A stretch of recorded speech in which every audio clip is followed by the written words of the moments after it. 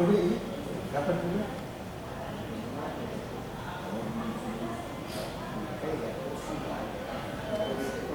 dimulai, mohon kepada peserta tamu undangan untuk mematikan HP atau alat komunikasi.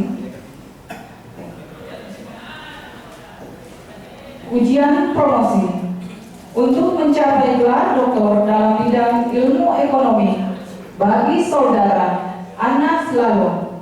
Judul disertasi: Kepatuhan pajak dalam kerangka sistem perpajakan di Indonesia.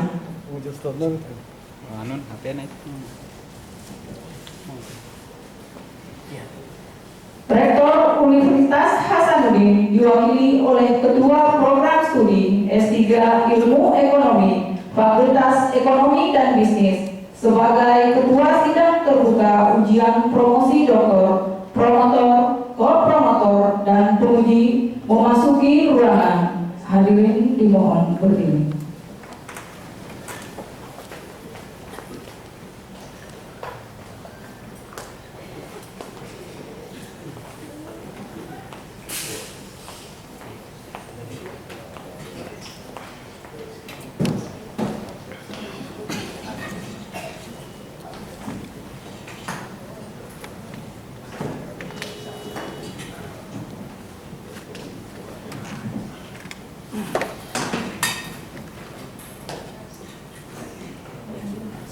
Hadirin dipersilahkan duduk kembali.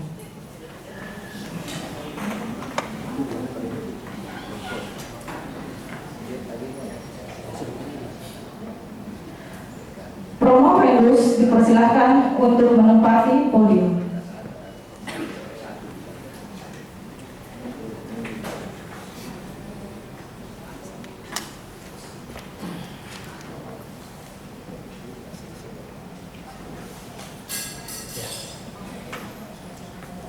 Ujian promosi doktor saudara Anas Lalo dibuka oleh Ketua Sidang.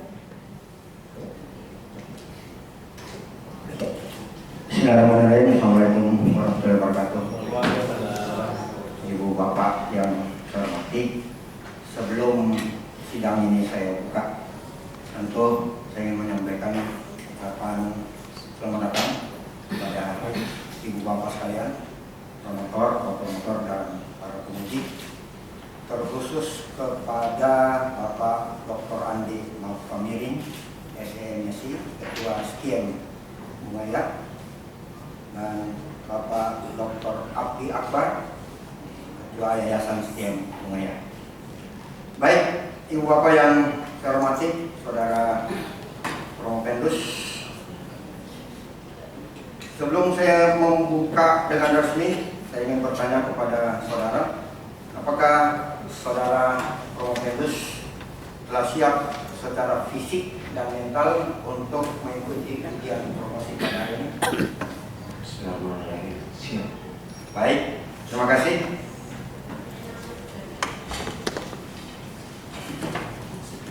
Atas nama Rektor, dengan ini sidang terbuka ujian promosi doktor saudara Anas Lalo saya nyatakan dibuka.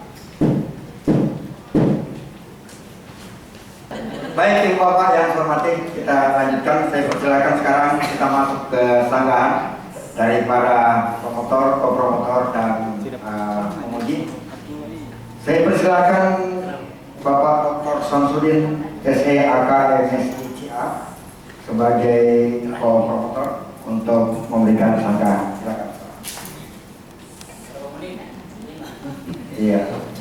Jangan lama-lama, Pak. 5 menit.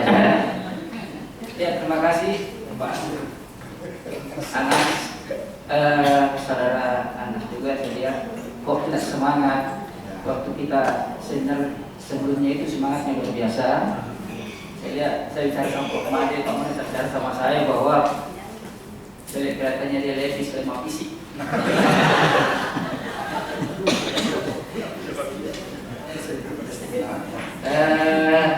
Kebetulan saya adalah co-promotornya. Terima kasih Anas, sudah lama konsultasi sama saya. Kasihan juga harinya 14 sampai juga ke puncak. Dan mudah-mudahan ini adalah hari yang terakhir, dan insya Allah lulus dengan sangat memuaskan.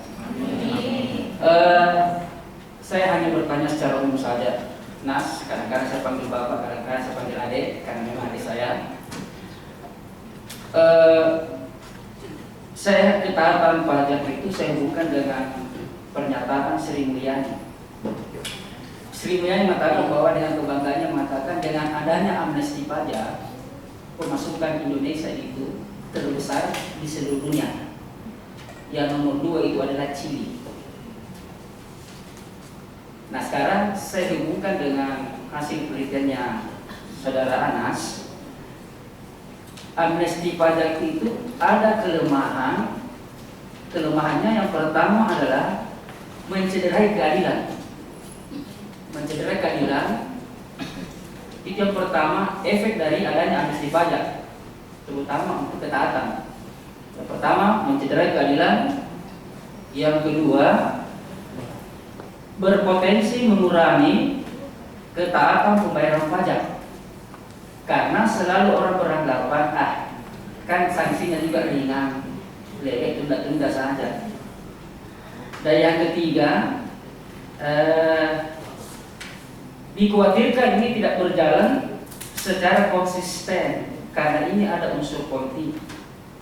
Nah, tolong Saudara Ana, saya tidak cerita tolong Anda jelaskan secara umum saja hubungannya dengan penelitian Anda ini, karena dengan bangganya Sri Mulyani mengatakan kita yang terbesar pemasukan ini. Terima kasih. Assalamualaikum warahmatullahi wabarakatuh.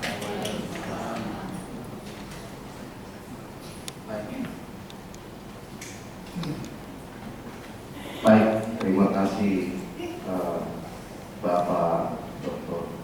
Samsudin SI AKMCCA atas pertanyaannya. Jadi menurut Sri Mulyani, Telekonferensi Brawijaya dengan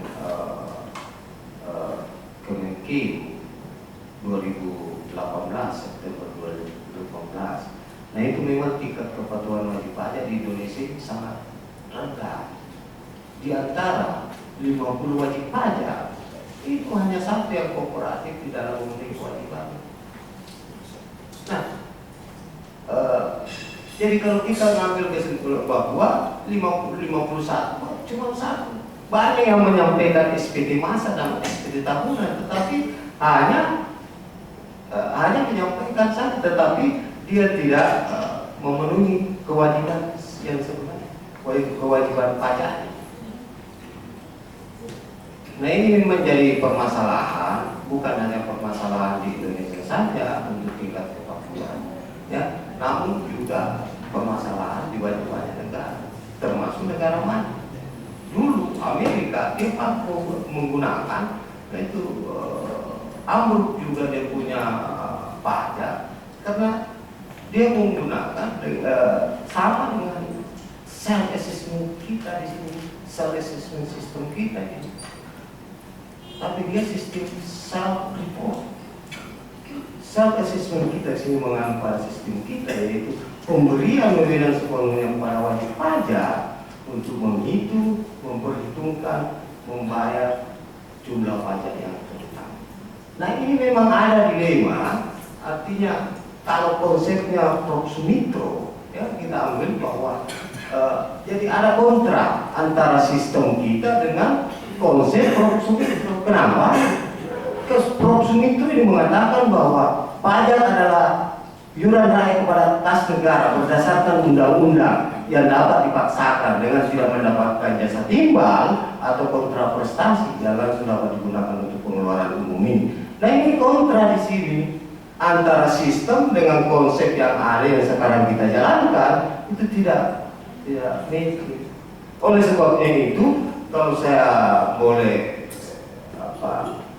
sarankan, ya harus ada tax reform namanya, tax reform, reformasi perpajakan jilid kedua. Karena reformasi perpajakan jilid pertama itu pada tahun 1983 dari official assessment system ke self assessment system. Nah ini lebih parah, walaupun sebenarnya kenapa parahnya?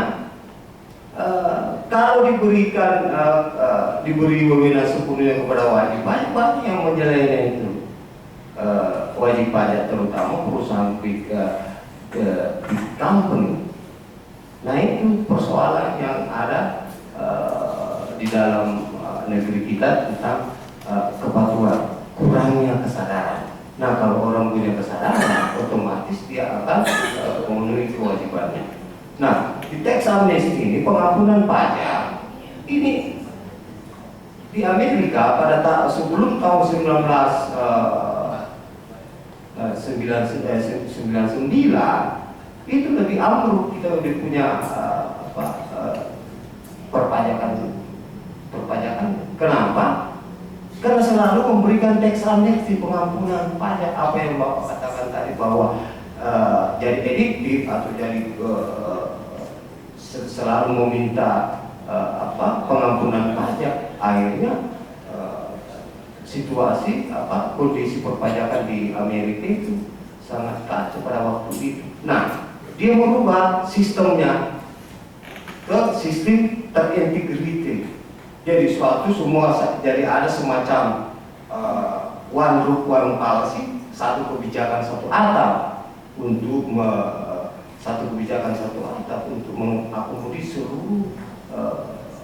seluruh penerimaan pajak di Amerika itu. Nah itu belum diterapkan oleh Indonesia karena kosnya juga mahal, Pak. Terima kasih Pak Sam. Baik, Pak Sam cukup. Baik, terima kasih. Selanjutnya saya persilakan Pak Profesor Dr. Anwar Ramli, SMSI, selaku penguji eksternal. Silakan, Prof. Terima kasih. Assalamualaikum warahmatullahi wabarakatuh. Selamat pagi, salam sejahtera untuk kita semuanya. Yang saya hormati Bapak Presiden, yang saya hormati tim promotor, Ibu tim promotor, yang saya hormati Ibu dan Bapak tim penguji, para hadirin yang saya muliakan, terus kepada Bapak Dr. Haji Abdi Mukmil, SMSI, beliau sebagai ketua steering committee. Saya sebenarnya tidak terlalu fit hari ini, suara saya sudah 3 hari terlalu bagus, tapi karena Anas ini anggota saya juga, ya UNM dengan temboknya itu kakak beradik sebenarnya. Ya. Jadi saya harus semangat datang ya, supaya Pak Anas insya Allah tinggal menghitung menit sudah meraih jalan dokter. Saya kalau tadi Pak Syamsuddin, Bapak penguji pertama tadi menyampaikan harapan Sri Mulyani akibat adanya tax amnesty sangat optimis. Tapi saya juga mengutip pernyataan Sri Mulyani yang pesimis. Ia mengatakan bahwa pajak tax tax ratio Indonesia itu memalukan, hanya sekitar 10%, di mana Bank Dunia mengatakan bahwa idealnya itu kalau Indonesia 15%.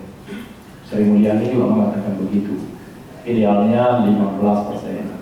Sementara 3 tahun terakhir kita lihat 2016 hanya mencapai 10,8%, 2017 10,78%, 2015 hanya 11,6%, tidak sampai 12%.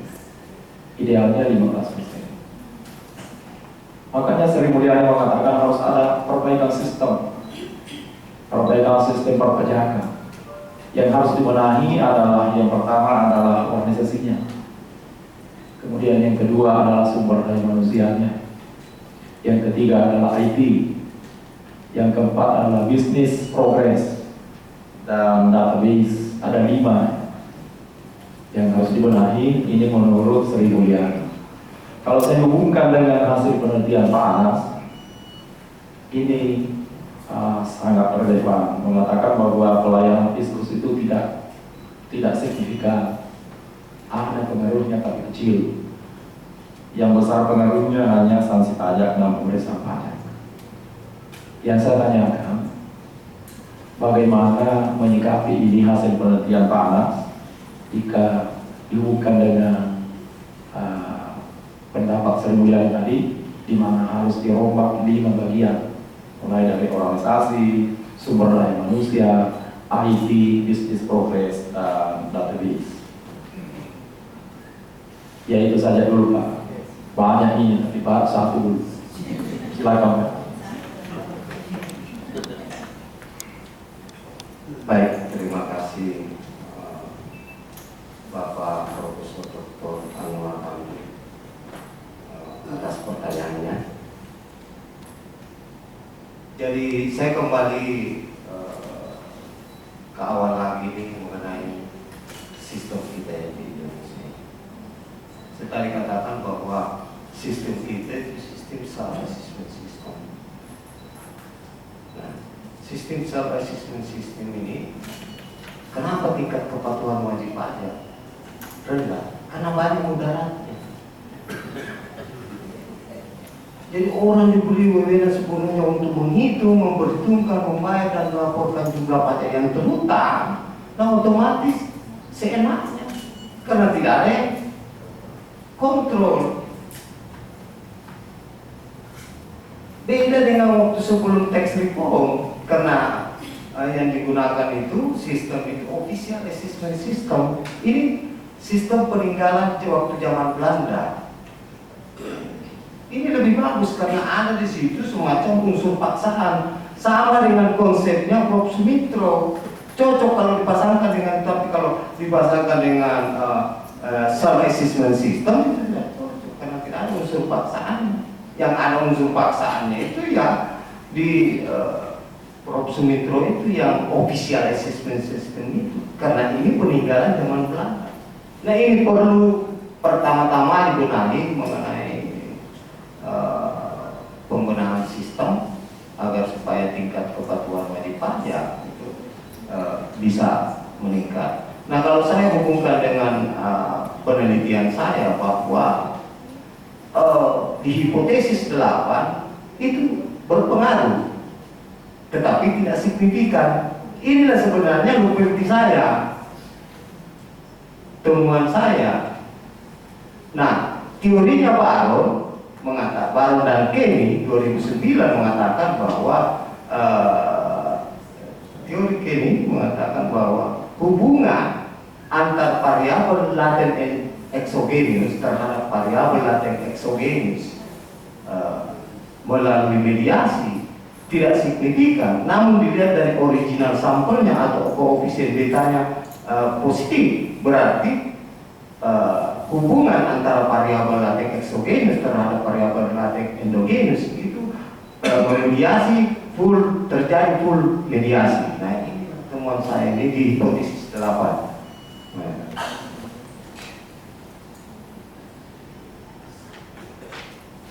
Jadi ini di hipotesis 8 itu kalau dilihat dari statistiknya itu kurang dari 1,96 karena saya menggunakan 2 tail. Kalau 1 tail 164, tapi saya menggunakan 2 tail 196.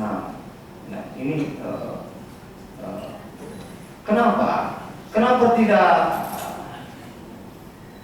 kalau dilihat secara empirik di lapangan memang wajib pajaknya minta kompensasi, padahal sudah di konsepnya Prof. Sumitro tidak ada kompensasi apapun.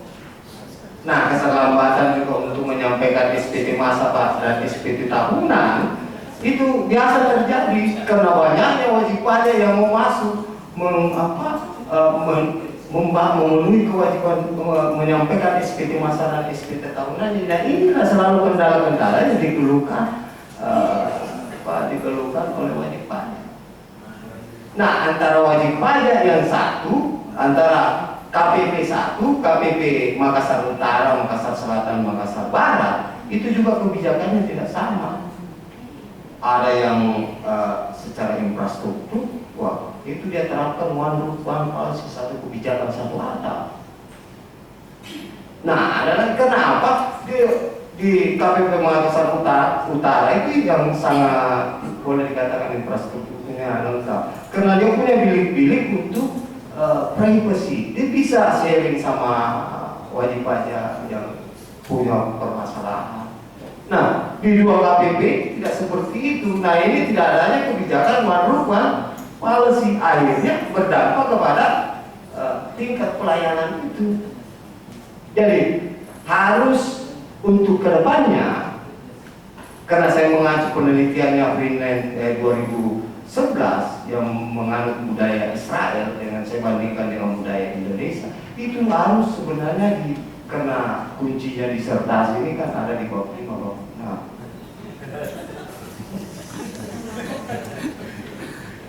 harus di instrumen penelitiannya, di instrumen penelitian harus diperbaiki, dilakukan konstruksi ulang mengenai itu Pak. Makasih Bro. Iya.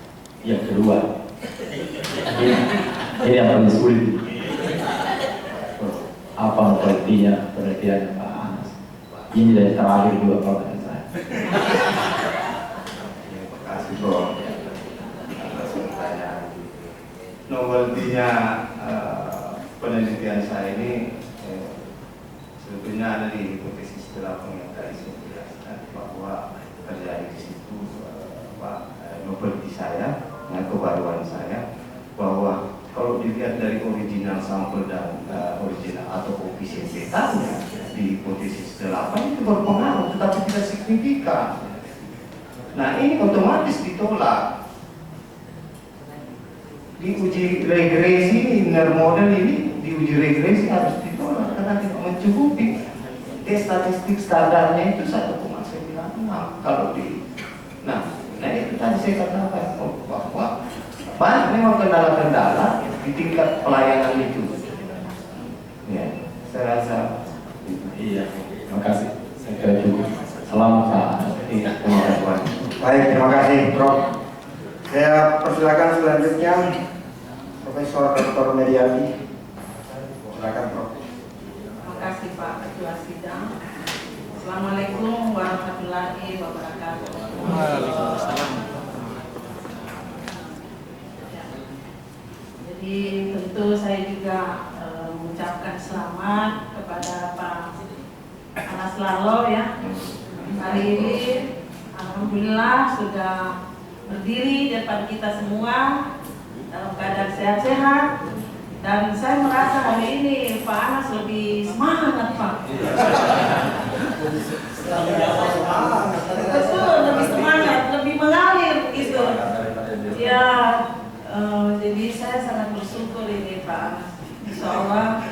Jadi ini ada Pak Ketua di sini, selamat juga Pak. Ini alhamdulillah Pak Anas ini adalah isu yang diangkat itu menarik sekali.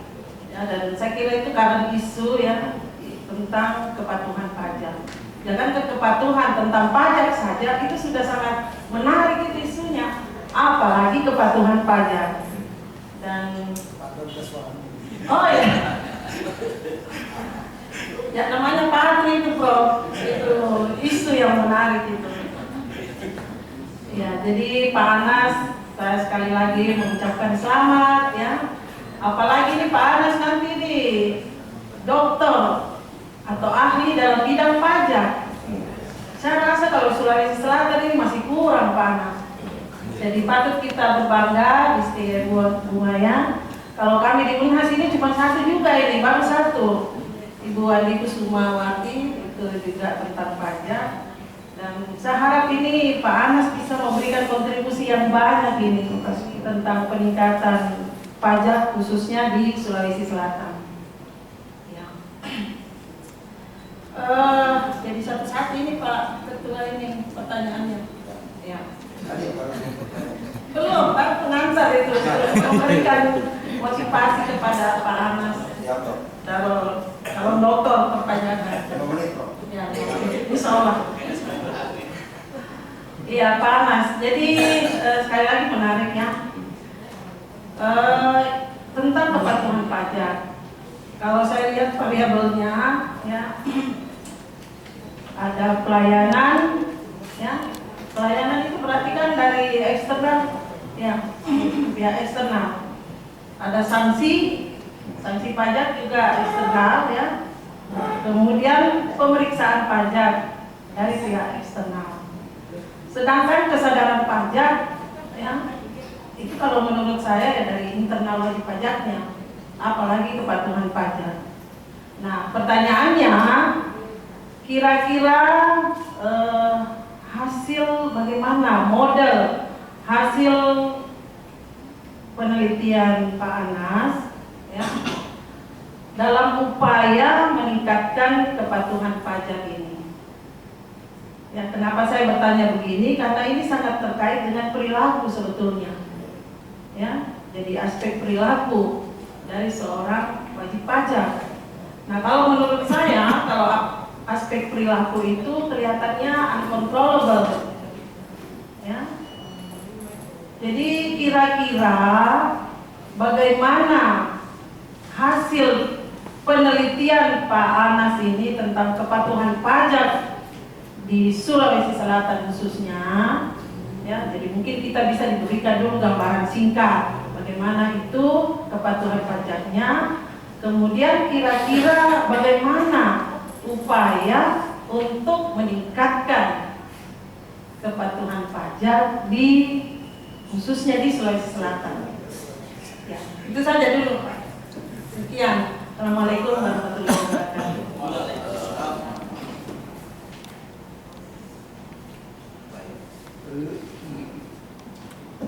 Baik, terima kasih Profesor Dr. Widianti atas pertanyaannya. Jadi untuk kepatuhan wajib pajak agar supaya masyarakat patuh itu sebenarnya harus diberi pemahaman. Nah, pemahaman ini penting. Kenapa? Harus KPP itu selalu turun ke lapangan untuk memberikan pemahaman atau pendidikan terhadap wajib pajak. Nah, sekarang kan ini saya lihat bahwa giat-giatnya Dirjen Pajak, ya, untuk bekerja sama dengan perguruan tinggi untuk melakukan sosialisasi dan memberikan pelajaran mata kuliah perpajakan di setiap perguruan tinggi. Jadi konsepnya pemerintah untuk meningkatkan kepatuhan wajib pajak terutama pada daerah-daerah, karena tidak equal semuanya, itu tingkat penerimaan, tingkat penerimaan sama. Jadi ada satu daerah 60%, ada yang 30%, ada yang 40%. Apalagi misalnya daerah-daerah terpencil. Nah, oleh sebab itu, menurut saya, menurut Promovendus, bahwa perlu intens mengenai sosialisasi, pemahaman terhadap wajib pajak itu sendiri. Bukan hanya di perguruan tinggi, di masyarakat ilmiah, tetapi harus turun juga di ke bawah, ke masyarakat. Konsep yang paling bagus kalau misalnya ingin meningkatkan kepatuhan wajib pajak, ya taruh saja misalnya pemerintah daerah untuk mendata yang punya NPWP di mal-mal di simpang. Kan masih banyak wajib pajak yang tidak mempunyai NPWP. Saya saja tidak mempunyai NPWP.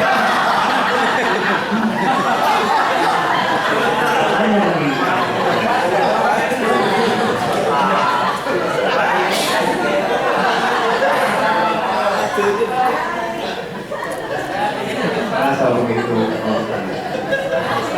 Jadi kita tidak diisi kalau tidak sebagai warga negara. Terima kasih. Terima kasih Pak. Sebentar kita pertimbangkan itu Pak. Baik, kita beralih ke sebelah sisi kiri dan sisi kanan. Saya persilakan Bapak Dr. Saripudin.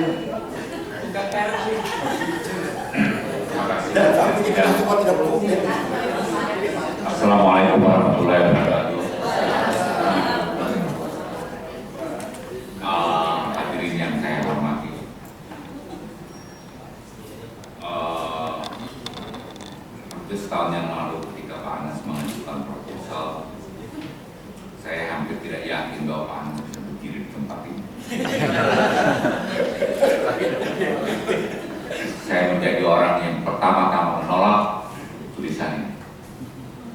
Dan oleh karena itu saya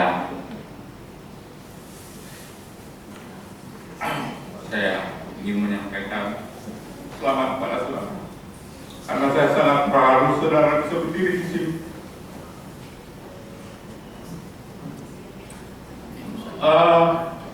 Kita saudara sepermotoran,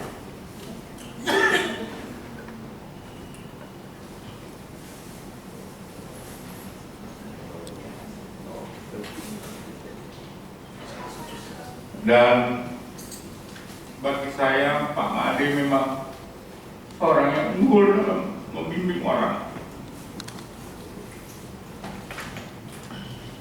Mohon maaf, saya larut dari perasaan emosional saya menolak saudara Anas ketika ujian promosi, ujian proposal beberapa saat yang lalu.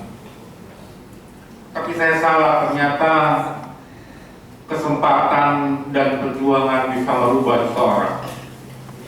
Dan itu yang ditunjukkan oleh saudara Anas ini. Namun kesempatan yang sama pula saya ingin menyampaikan kritikan saya pada saudara Anas yang melanggar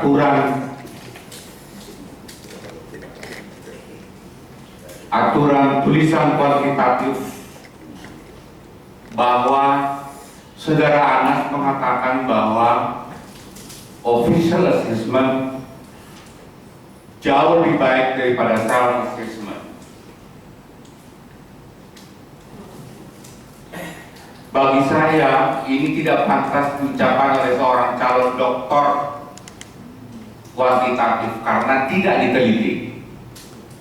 Ya, jadi kalau tidak diteliti jangan diungkapkan. Ya, kalau saudara mengungkapkan itu, saudara memberikan peluang pada seorang untuk menginterpretasikan lebih dari data yang Anda punya. Kalau kita bayangkan, terlepas dari itu semua, kalau kita bayangkan penelitian pendekatan official assessment, di mana Fiskus menetapkan berapa jumlah yang harus dibayar, Anda bisa bayangkan berapa jumlah Fiskus yang kita butuhkan, berapa staf yang kita butuhkan untuk menentukan itu, berapa kapabilitas yang mereka punya. Dengan mengungkapkan sendiri saja apa yang jumlah yang harus dia bayarkan, dia tidak bayar. Apalagi kalau orang lain yang menetapkan berapa jumlah yang harus dia bayarkan. Anda bisa bayangkan sulitnya itu. Kalau saya tanya pada saudara, apakah sistem zakat official assessment atau self assessment? Jawab dulu. Zakat self assessment atau official assessment?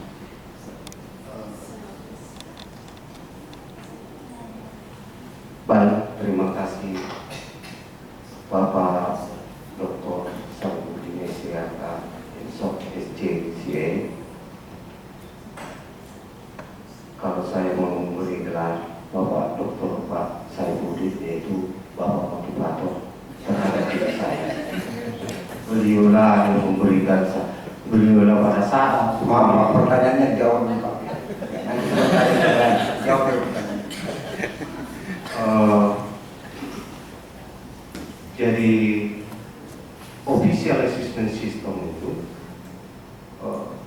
di mana diberikan wewenang sepenuhnya kepada pihak Fiskus untuk menentukan jumlah pajak yang ditetapkan. Kenapa saya korelasikan dengan kepatuhan?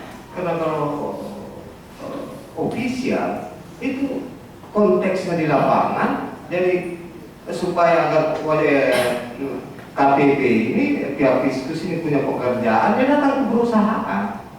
Berapa sih sebenarnya Anda punya pajak? Maaf, itu Anda tidak teliti itu. Jadi jangan lakukan pelanggaran kedua. Saudara tidak teliti. Pertanyaan saya adalah, apakah zakat itu official assessment atau self assessment? Self assessment. Self assessment. Mana yang lebih tinggi, kepatuhan membayar zakat atau kepatuhan kepatuhan membayar pajak? Dua-duanya. Karena kontribusi terhadap negara itu perlu juga, dan kontribusi terhadap zakat itu juga perlu, tetapi pulang-pulangnya kembalinya ke negara juga Pak.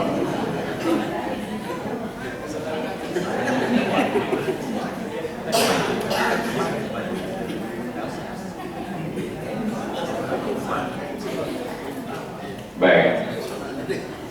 Saudara mengatakan yang terakhir, saudara mengatakan akan melakukan reformasi. Anda mau back to basic. Anda mau official assessment. Saya cuma mau menyarankan, bukan bertanya, mau menyarankan Anda mengkaji itu dengan penelitian selanjutnya, karena menjadi dokter itu bukan akhir dari segala-galanya, tapi justru awal dari semuanya. Saudara mengkaji apakah benar bahwa official assessment itu lebih cocok dibandingkan dengan self assessment. Tanpa penelitian, sebagai seorang dokter, Anda tidak berhak untuk mengatakan mana yang lebih baik. Terima kasih, Mas Tidak. Baik, terima kasih Pak Dr. Sarifudin. Saya beralih ke sebelah kanan lagi. Saya sengaja simpan yang satu ini. Saya persilakan Pak Dr. Asri. Terima kasih banyak pimpinan sidang. Bismillahirrahmanirrahim. Assalamualaikum warahmatullahi wabarakatuh. Pimpinan sidang yang saya hormati, yang tim promotor yang saya hormati, tim penguji khususnya penguji eksternal yang saya hormati, hadirin yang berbahagia yang saya hormati. Pertama-tama saya ucapkan selamat kepada saudara Profegus, saudara Anas Laloh beserta keluarga, karena pada hari ini detik-detik sudah menit-menit barangkali saudara Anas Laloh akan menyelesaikan suatu fase terakhir dari pendidikan di Pascasarjana Universitas Hasanuddin.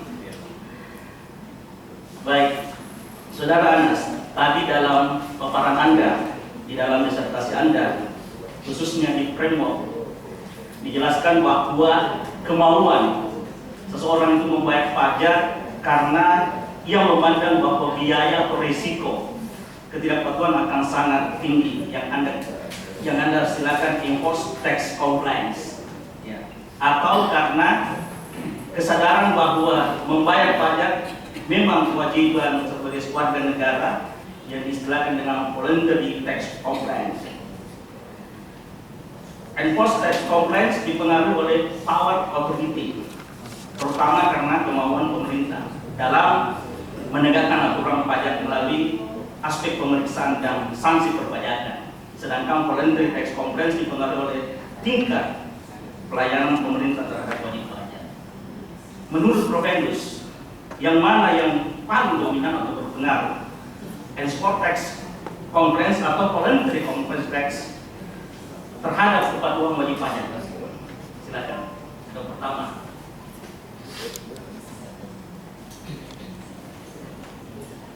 Baik, terima kasih Bapak Dr. Asri Kusuma Istri Akademisi atas pertanyaannya. Mengenai framework memang memperlihatkan di sana di dalam bahwa dia menjelaskan, selalu menjelaskan bahwa orang mau patuh karena takut ada sanksi dan pemeriksaan atau risikonya sangat tinggi. Ini sesuai dengan teori expected utility teori pengambilan keputusan dalam situasi ketidakpastian. Teori ini mengatakan bahwa apabila ketika ada beberapa alternatif kemungkinan yang belum pasti, maka seseorang mengambil keputusan berdasarkan expected utility yang paling tinggi. Nah, di sini kalau saya lihat secara empirik juga di lapangan, pelayanan memang masih kurang karena tidak terintegrasi. Artinya tidak adanya one book one policy, ada satu kebijakan, satu atap di KPP 3 KPP itu. Jadi ada yang lebih bagus, ada yang tidak. Nah ini yang jadi permasalahan di sini. Ada yang terbuka privasinya, jadi orang mau berekspresi karena wajib pajak itu mau juga sembunyi-sembunyi untuk sharing dengan berapa sih sebenarnya yang harus dibayar pajak ini. Nah itu. Nah ancaman sama dengan konsep proximity itu ancaman itu harus disanksi dan pemeriksaan. Karena tidak ada kompensasi. Kenapa banyak memang yang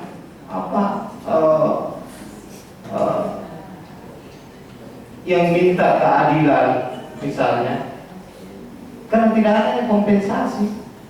Orang yang membayar patuh dan ada yang tidak patuh itu sama, tidak ada hukum. Jadi kalau saya lihat menurut Promovenus lebih ke law enforcement, penegakan hukum, dia lebih dominan dibanding dengan voluntary tax complaint. Karena kalau law enforcement itu penegakan hukum, tapi dengan catatan jangan pandang dulu. Sama waktu kasusnya Gayus Tambunan, kita masih ingat barangkali itu kasusnya Gayus Tambunan. Nah, itu dia semacam mafia pajak, semua terintegriti. Ada wajib pajak, ada pengacara, ada pihak perusahaan, semua pihak kepolisian. Nah, jangan sampai di situ. Lakukan law enforcement. Kalau saya lihat ini law enforcement ini penegakan hukum masih setengah hati di Indonesia ini. Orang yang big four, yang perusahaan-perusahaannya besar, itu hanya dipanis, ya udahlah. Kalau misalnya Anda bayar, tidak ada masalah. Nah, itu bukan law enforcement. Law enforcement itu penegakan hukum. Siapa saja yang melakukan mengulang pajak atau wajib pajak baru itu harus dihukum. Karena kalau di pajak kan bukan korupsi tapi mengulang pajak, itu wajib pajak bandar begitu. Impos lebih dominan. Kedua, bisa pimpinan sidang. Dua. Kasih pimpinan sidang. Kalau kita berbicara mengenai sistem perpajakan di Indonesia, ya kan, ini sudah tentu cakupannya sangat luas. Karena kenapa? Sejak tahun 1983 pemerintah Indonesia telah mengubah sistem perpajakan yang semula menggunakan yang ada official assessment itu, ya, ini era kolonial Belanda menjadi self assessment. Pertanyaannya adalah bagaimana Provenus melihat sistem perpajakan kalau kita kaitkan dengan kepatuhan wajib pajak, khususnya di Indonesia atau Sulawesi Selatan? Kasih.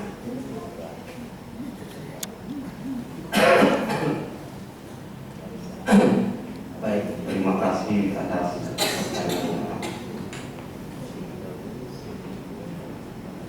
Memang ini selalu jadi wacana perbandingan itu, ya. Di dalam seminar-seminar juga perbandingan antara official dan sub. Tapi saya sudah rada takut sedikit menyebutnya official assessment system, Pak. Dan saya tidak masuk ranah itu, Pak. Saya masih di self assessment system untuk bagaimana korelasinya dengan kepatuhan wajib pajak. Nah, self assessment system ini harus dikonstruksi lagi. Ada misalnya penambahan sama di Amerika yang dari self report mencari integrity. Nah itu tapi di Indonesia ini belum ada pengembangan ke arah sana. Jadi hanya berfokus self assessment system. Nah itu sangat berpengaruh terhadap kepatuhan. Orang di perusahaan, laporan keuangan semua dinaikkan gayanya tinggi, otomatis mengurangi. Nah ini karena diberikan wewenang sepenuhnya kepada wajib pajak untuk menghitung memperhitungkan, membayar dan jumlah pajak yang terutang. Nah, ini yang menjadi persoalan sebenarnya. Nah, salah satu untuk meningkatkan kepatuhan pajak itu yang tadi saya katakan, law enforcement, penegakan hukum. Saya tidak mau masuk ke officialism system. Makasih Pak. Makasih Pak. Kita tiba pada Profesor Dr. Made Sudarma SE Akuntan, juga sekaligus sebagai promotor. Silakan Prof. Assalamualaikum warahmatullahi wabarakatuh. Yang saya hormati tim penguji promotor, kemudian dari lembaga Providus yang melakukan ekspor hadir pada hari ini yang saya hormati, hadirin keluarga. Pertama-tama saya memberi apresiasi pertama daya juang saudara Providus. Saya sama dengan Prof. Sarifudin. Salam lebih besar. Dari awal saya bimbing, sebenarnya saya ragu kalau mati saya ragu. Namun saya berpikir ya, setiap manusia itu punya potensi, punya keunikan. Ini saya ingat filsafatnya dari Ki Hajar Dewantara yang kita peringati 2 Mei. Jadi pendidikan selayaknya manusia tidak akan menjadi gelar formal, ritual, formalistik, tapi bagaimana manusia menemukan kesejatian dirinya, uniqueness itu menjadikan diri sendiri. Sehingga dalam proses itu ya kan Pak Nasrita pernah kakinya mau dipotong, sakit macam-macam. Terus saya beritahu pendidikan itu tidak hanya mencerdaskan, menyembuhkan, menyehatkan, membebaskan, dan Anda menemukan jati diri Anda. Nah dalam berproses bermetamorfosis itulah sehingga bisa saudara Prof itu berdiri di depan ini. Dan Prof itu sempat stay di Malang 3 bulan 6 bulan. Jadi daya juangnya luar biasa.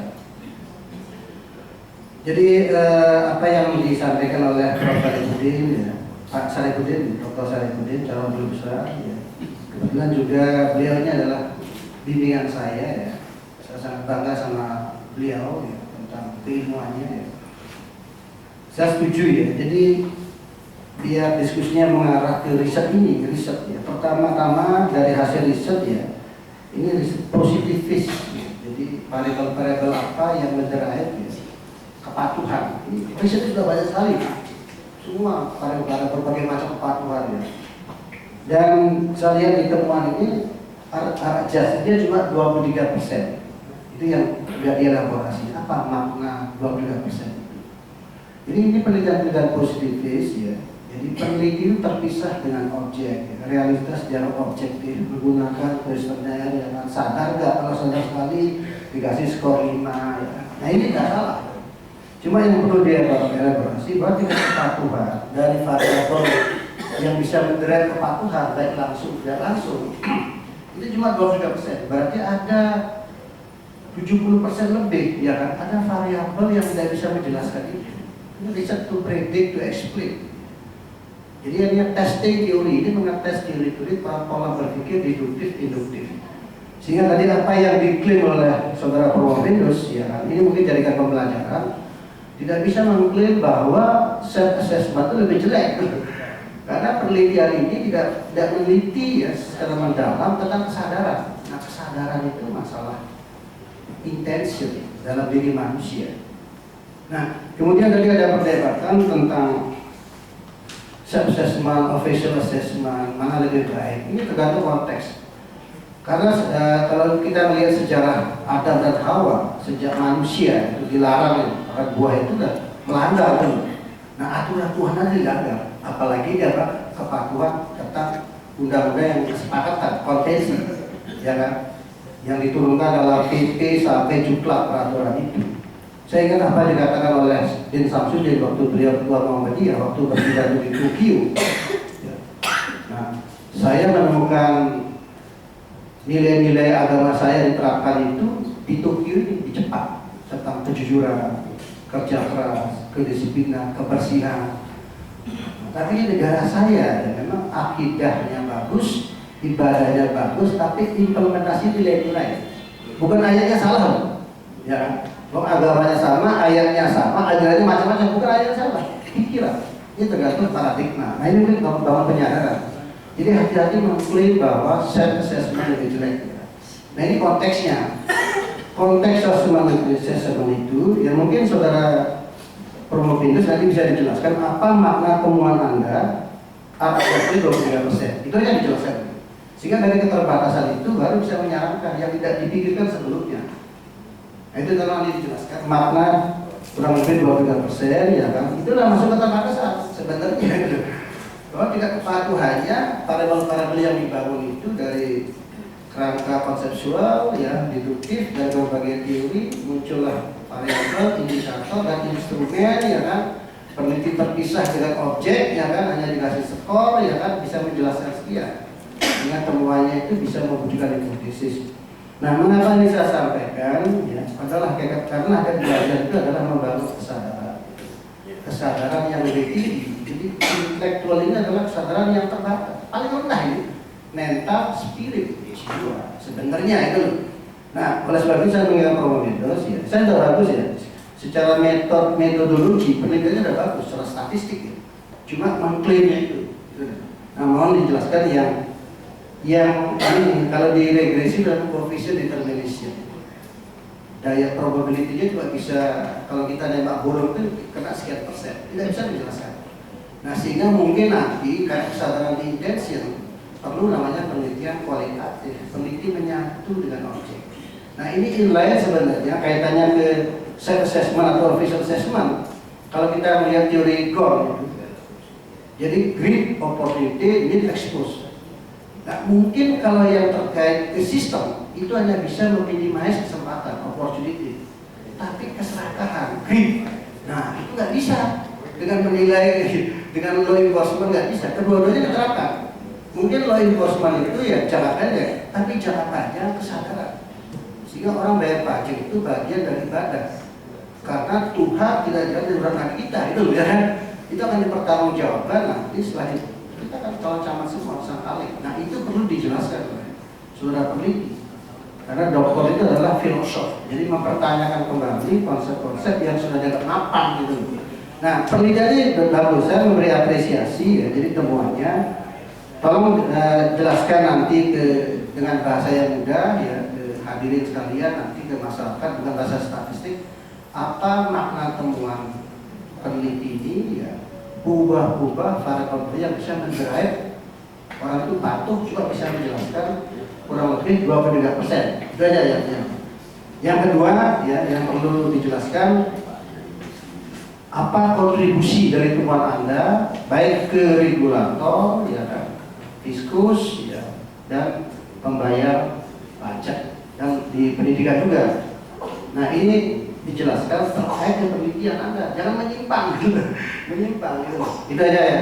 Ada dua yang perlu disampaikan di sini.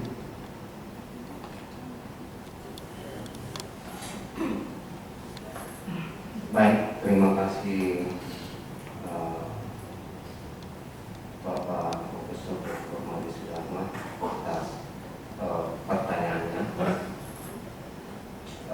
Jadi penelitian ini ya, memberikan bukti empirik bahwa kepatuhan wajib pajak ditinjau dari aspek psikologisnya, yaitu teori plan behavior, itu dapat digunakan untuk menjelaskan perilaku kepatuhan wajib pajak. Oleh karenanya, model penelitian ini saya sebenarnya kombinasikan antara model Kichler dengan teori plan behavior. Di satu sisi, model Kichler itu hanya menyinggung mengenai hubungan antara otoritas pajak dengan wajib pajak itu sendiri. Tetapi belum masuk aspek perilaku, apa yang Prof katakan tadi. Aspek perilaku ini, kesadaran ini yang paling penting. Tanpa kesadaran wajib pajak tidak akan paham. Betul sekali, Prof.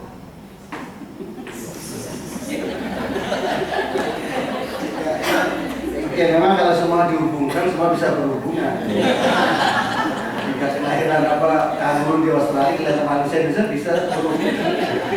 Temuannya apa? Yang kesadaran itu signifikan. Signifikan. Ya, itu maknanya. maknanya bahwa artinya untuk penelitian selanjutnya harus dilakukan penelitian-penelitian. Ya, jadi maknanya bahwa membangun kelakuan itu membangun kesadaran. Cuma dia bisa menjelaskan hanya 23% dari semua para penelitian. Berarti ini nggak bisa menjelaskan. Penelitiannya to predict, to explain. Yang kepatuhannya kan probability. Berarti yang 70 sekian persen ini nggak bisa dijelaskan dengan penelitian positifis ini. Paradigma positifis secara pandangnya berbeda. Itu hanya paradigma dari dimensi ontologi, epistemologi, human nature. Nah, kadang-kadang kita ini udah program pasca sarjana, postgraduate itu masih bicara metode teknik pengukuran data. Nah ini, jadi ini hanya konfirmasi teori bahwa ini memang mendukung teori yang Anda gunakan untuk membangun hipotesis ya kan. Cuma bisa menjelaskan sekitar 23%. Karena peneliti terpisah dengan objek, dikasih question lab, orang sadar nggak, orang korupsi nggak mungkin aku gitu. Karena kesadaran intention, masalah nilai-nilai, masalah value. Nah ini aja yang perlu disadari. Apapun hasilnya, saya sebagai promotor sangat bangga kepada saudara Anas ini. Jadi perjuangannya luar biasa karena belajar tidak hanya di sini. Nah, setelah itu bagaimana, ya kan? Terus mengembangkan ilmu yang saudara knowledge ya, pengetahuan Anda, skill itu ada technical skill sudah bagus, human skill mulai baik ya kan, communication skill ya kan. Nah ini conceptual skill dan attitude. Nah itu berproses nanti. Mudah-mudahan ke depan akan semakin baik sehingga merefleksikan sebagai seorang doktor. Demikian dari saya sebagai promotor. Terima kasih atas kesempatan yang diberikan pada saya membimbing saudara Promovendus ya luar biasa ya kan, yang awal bimbingan itu sakit, jika kakinya mau dipotong ya kan, setengah stroke ya, asam urat macam-macam. Nah ini sudah, jadi pendidikan tidak hanya mencerdaskan otak, mental, spirit ya, menyembuhkan, memerdekakan sehingga saudara Promovendus menemukan jati dirinya, uniqueness, dan siap untuk pulang menyambut kematian dengan senyum dan dari calon-calon semua yang hadir. Baik, terima kasih Prof. Ade. Bapak Ibu Dewan Penguji cukup. Nah, baik Ibu Bapak, untuk memberi kesempatan Dewan Penguji menetapkan hasil ujian, maka sidang ujian promosi pada hari ini saya tangguhkan kurang lebih 10 menit. Terima kasih. Ketua Sidang Penguji, Promotor, Co-Promotor, dan Penguji dipersilahkan menuju ke ruang rapat. Hadirin dimohon berdiri. Hadirin dipersilahkan duduk kembali.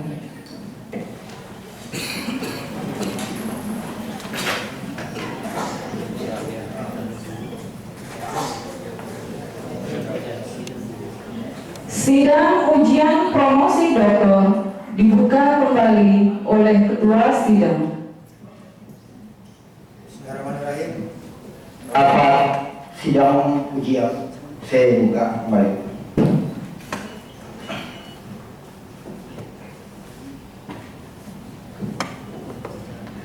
Pembacaan yudisium oleh Ketua Sidang. Bismillahirrahmanirrahim. Izinkan saya untuk membacakan berita acara yudisium.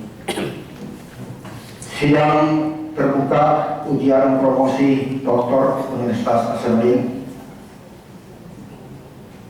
Baik. Saya persilakan Promovendus untuk mengambil tempat di depan. Baik, bismillahirrahmanirrahim. Yudisium. Sidang terbuka ujian promosi Doktor Universitas Hasanuddin beserta promotor, co-promotor, dan penguji dalam rangka ujian promosi untuk mencapai gelar doktor dalam bidang ilmu ekonomi bagi saudara Anas Lalu. Setelah mempertimbangkan jawaban-jawaban atas segala pertanyaan dan sanggahan yang dikemukakan oleh promotor, ko-promotor, dan penguji. Dengan ini menyatakan bahwa saudara Anas Lalong dinyatakan lulus dengan predikat sangat memuaskan. Dengan demikian, mulai hari ini Rabu 10 April 2019 pukul 11.40 waktu Indonesia bagian tengah, saudara Anas Lalong berhak memakai gelar doktor dalam bidang ilmu ekonomi. Semoga ilmu yang dimiliki dapat dimanfaatkan bagi kepentingan umat manusia. Makassar 10 April 2019 atas nama Rektor Ketua Sidang Dr. Anas Iswanto Anwar SMA ditandatangani Promotor Profesor Dr. Made Sudarma SELM Akuntan ditandatangani. Penyerahan ijazah oleh Ketua Sidang kepada Dr. Anas Lalong dipersilahkan mengambil tempat.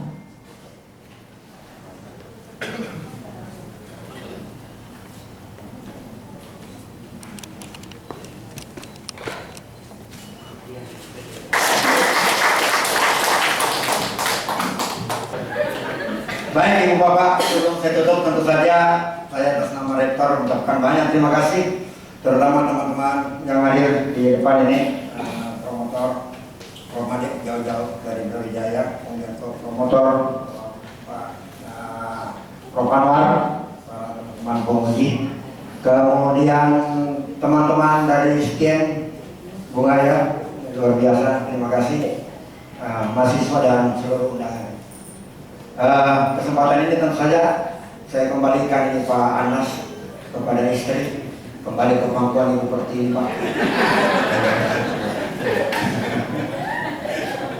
Kemudian kepada teman-teman di Sekian, terima kasih sudah mempercayakan staf untuk kami di sini, dan mudah-mudahan ini bisa menambah sumber daya manusia di Sekian menjadi lebih kuat, lebih bagus lagi. Baik Ibu Bapak sekalian, atas izin kita semua, maka alhamdulillah sidang terbuka ujian promosi doktor Universitas Hasanuddin pada hari ini saya tutup dengan resmi.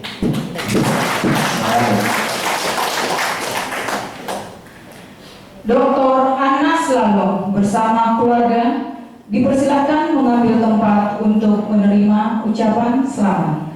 Pemasangan selempang dan penyerahan buket bunga oleh Ketua Himpunan Mahasiswa Dr. Ilmu Ekonomi Unhas Bapak Safruddin SEMM disilakan.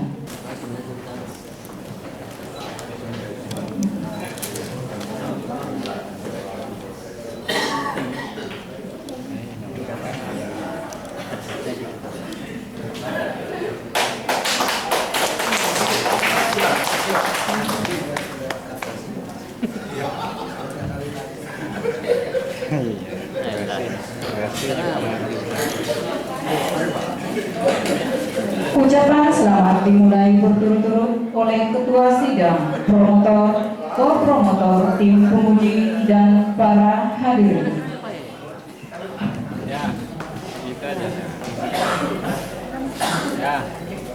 Besar bunganya. Besar bunganya.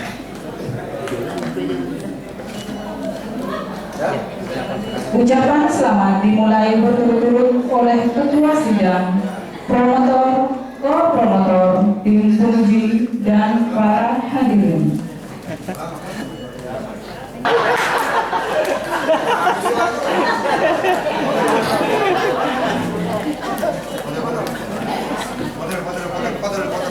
Ya, tim dulu, tim penguji dulu.